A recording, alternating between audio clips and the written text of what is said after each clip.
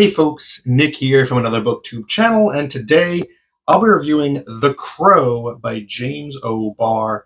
Specifically, this is the Crow Special Edition that Simon & Schuster put out back in 2011, I think, and that's important because this edition of the story has new content that can't be found in the original comics or the original trade paperbacks either, so some new stuff in here. This is my first Crow exposure. I never read those original comics. I never read any old trade paperbacks. And it's about time. It's about time I got to this incredibly impactful story, this impactful comic book that left a lasting legacy despite the fact that it was a creator-owned, black and white, independently published, through Caliber, comic book that only had a few issues. But it's left this really impressive legacy behind. And as someone who was an emo boy in high school, listening to My Chemical Romance and The Used and all that, I never even watched the Crow movie. It completely just like evaded me. So what I did this past weekend, I read this book basically in one day. And then at the end of that day, I watched the Crow movie with Brandon Lee for the first time. And both of them were pretty good. I liked them both quite a bit. So this is going to be a review of just the comic. I'll make allusions to the movie once in a while just to note where there's a relevant difference. But this is just going to be a review of the comic book. So what is The Crow about? It's a very simple story. It is about Eric. In the comic, his last name is never given. Everyone knows him as Eric Draven now because of the movie, but the last name Draven was a creation for the movie. So it's the story of Eric, who is brought back from the dead by a crow to exact vengeance on the thugs that killed him and his fiancée, Shelley. It was a brutal scene, and it was one that was totally just wrong place, wrong time kind of situation, really bad luck. And that's pretty much it. Like, that's the setup, and the remainder of the book is just him killing off those gang members one by one. So there's not really like that's the whole story. But I can't say like sorry for spoiling it because it's literally from like page one. That's what it is about. And it's important to note that like that could seem too shallow. Like if you just look at this at face value, say like, oh, there's really not much to this. Like, why is this so important? Why did people connect with this story so much? I think a lot of that has to do with the context surrounding the creation of The Crow. There is an introduction in here by J.O.Barr where he talks about how this was a cathartic exercise for him. This is basically the only thing he's ever done. This was his first comic book, and since then, I don't know that he's done anything else. If he has, it hasn't really been anything that's taken off or of substance. He is the guy that made The Crow. And he explains in his introduction that the reason it came about is that he blamed himself for his own girlfriend's death in real life. Basically, they were supposed to hang out, and he was not paid up on his car insurance. He was afraid of getting a ticket, so he asked her to come pick him up. And on the way to pick him up, she was hit and killed by a drunk driver. And so he was carrying the weight of that with him, and he needed an outlet to deal with it. And so that's where The Crow came from. And having that context changes every panel, changes every word bubble, because it really puts into perspective that this isn't really meant to be a fully like functional story, an action story. This is pathos, pure and simple. This is trying to evoke that emotion that that sense of like self-pity and sadness and just working through these problems.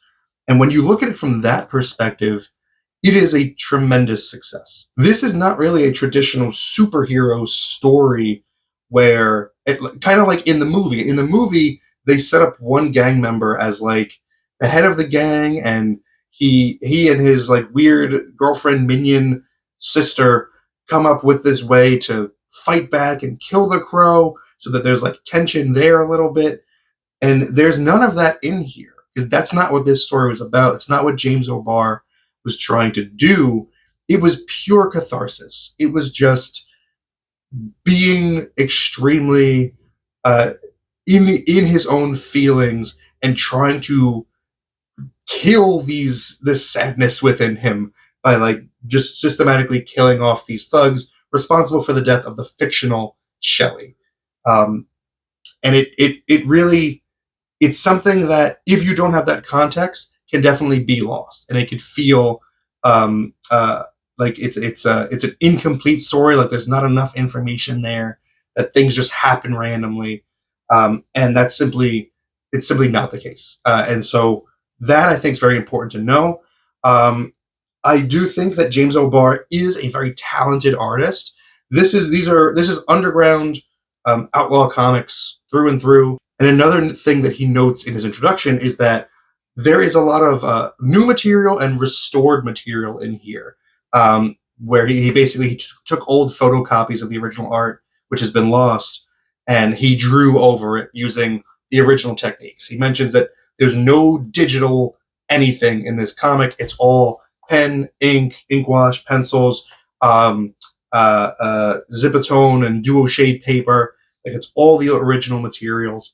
And that like spirit of independent comic making, of from the black and white boom, although this kind of predates the black and white boom a little bit, is really that's something that really appeals to me. And it's not perfect. He does sometimes let panels get away from him. It can be kind of hard to tell what's going on, a little bit muddy, but he also does show a really great eye for striking compositions, and usage of those different techniques is really impressive consistently. So what I would like to do now is switch over to just putting the comic out on a table, just showing you a couple pages that I earmarked that I thought are worth talking about. All right, so I've got the Crow here, and I've got some pages specifically marked. I'm not going to go through the whole thing.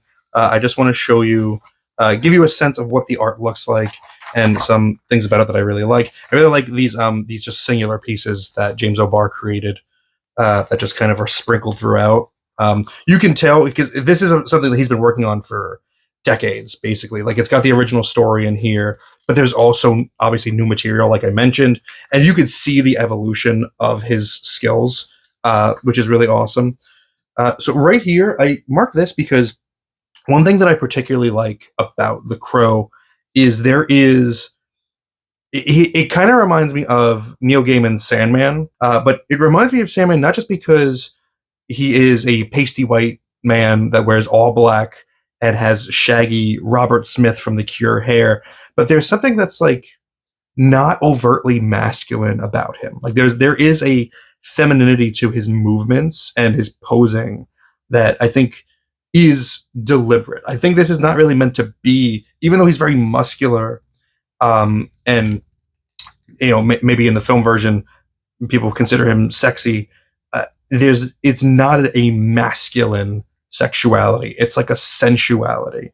Like this kind of pose is sensual to me. You'll also see this is an example of J.O.Barr's anatomy, like being really interesting. I would say it's inconsistent throughout, but like his neck is almost as wide as his waist, which is not quite right. Like so there are some panels for sure where it becomes really ridiculously just like boom, like skinny. This is a splash page that I really liked because you could see a little bit of some of his ink techniques that he's using here. All of this is white media. You can tell that's been like scraped on there to create that the folds and the fabric. And also just look at all like the angles and this weird perspective on this city and all these buildings. Um, I'm not, an artist, so I don't know how to like lay down perspective lines. But just looking at this, I can't imagine that this is accurate perspective, but it doesn't matter. Like it's all about just like I said in my intro, it's all about just creating that moody atmosphere. It's all pathos in the drawing, and this is a great composition of something like this that's angled directly down towards the crow, and it creates a cityscape that looks unnatural and weird. And that's something that the movie leans into quite a bit. So I think that that's kind of laid that groundwork is laid in the comic as well. This is a 2-page spread that I really like, because there's not nearly as much black as you see on previous pages. You can see this is his use of duotone like screens that he's laying down for shadow.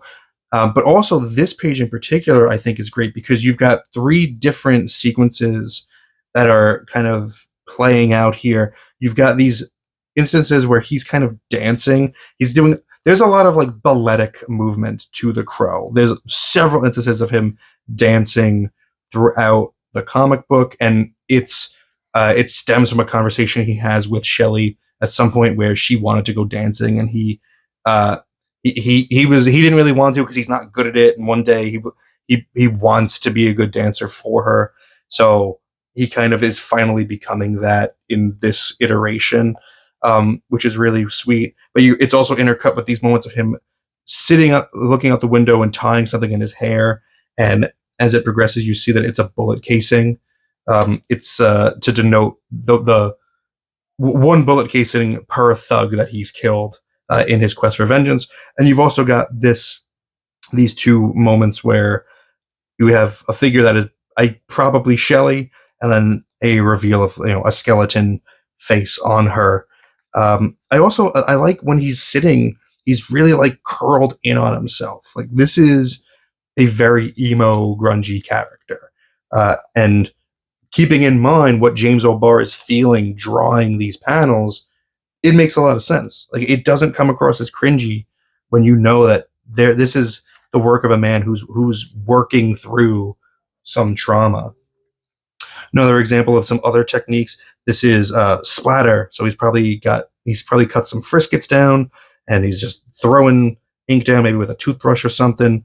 I don't know, but good technique there. And also another great composition, and another instance of like of a somewhat feminine pose, like holding the gun out like that with the wrist bent back, again like the knees tucked in. It's lacking in overt masculinity. I flag this page here for this panel, really this whole page, because I look at that and I think Frank Miller's Sin City, really stark in the harsh shadows. There's not a ton of hatching because you could see he uses a lot of hatching throughout, but on here, not a ton of it, just either stark black and white.